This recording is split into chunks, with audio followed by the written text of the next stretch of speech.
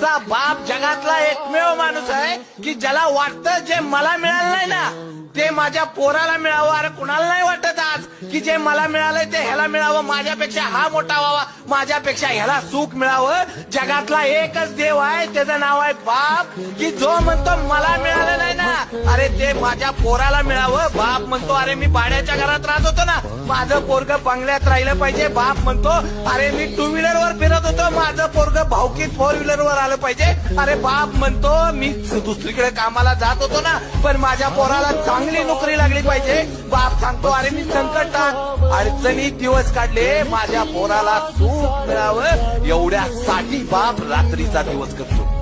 बाप नावाचा देव असा आहे मला माहित नाही, कुठं गेल्यानंतर देव भेटतो पण एकदा घरात गेल्यानंतर बाप नावाचा देव आहे ना त्याला एकदा कडकडून मिठी मारा. अरे 36 कोटी देवांची फल